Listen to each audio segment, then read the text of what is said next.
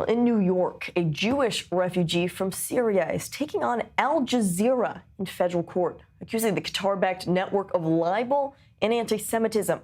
Attorney Abraham Hamra says Al-Jazeera falsely claimed he was paid by Israel to visit humanitarian aid sites in Gaza, all as part of some sort of a propaganda effort. Hamra says the allegation is categorically false. The lawsuit argues the report implied criminal activity and damaged his reputation, sparking online harassment where Hamra has a large social media following. He's seeking at least $1 million in damages in a case that folds Al Jazeera into the wave of legal battles that are sweeping U.S. courts over Gaza and anti-Semitism. We are joined now by Abraham Hamra himself. Abraham, thank you so much for being with us on I-24 News today. You've said Al Jazeera's report, it was categorically false, and now it's hurting your reputation. Why did you decide to take this to court then, instead of just responding on your public platform? So I am an eternal optimist, and I look at things in a slightly different way. We see the anti-Semitism that has taken over the country, especially in New York and other areas in America and around the world. And many people see that and they're confused as to how to react. Do we fight back? Do we not? I see it and I say, look, we're in a place today that's different than where we were yesterday. Maybe back in Syria, we didn't have the rights. Today, we actually have avenues to fight back against those who want to defame us, against those who want to libel us. We have courts that will hear us, courts that will hold them accountable for their libel, for slander. And so if I didn't take advantage of the systems that are afforded to me today in America, then I'm doing a disservice to myself, my children, and to the entirety of the Jewish community. We have to fight back with everything we can against this anti-Semitism and this libel. You are using the tools that you have as far as the American justice system. Abraham, are you confident then that this case will go somewhere, that you can prove actual malice from Al Jazeera, Absolutely, as well as this broader pattern of anti-Semitism and bias? Are you confident? I am very confident that I can.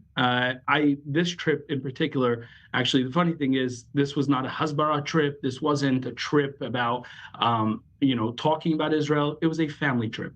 I took my daughter for her bat mitzvah. Her best friend went. It was her bat mitzvah. Two families. We went to the Amalfi Coast. We went to Israel. Everything I paid for came from my own pocket. I run a mid-sized immigration law firm. I work for a living. And so when I was in Israel and I had this amazing, I asked somebody, somebody said, would you be interested in getting into Gaza?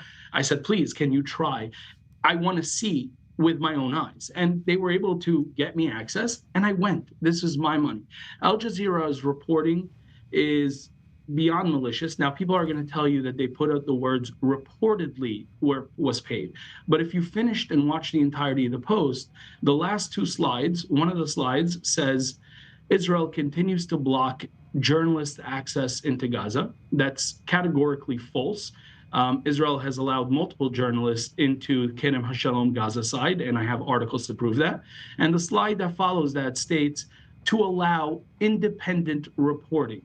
There is no question that they're stating that our reporting was not independent because of their first statement, right? Their history, the comments, it was 8,000 comments, people saying, how much should they get paid? This guy works for Mossad. We need to kill them. We need to find them. We need to block them. We need to ruin them. They knew exactly what they're doing. This isn't a first for them.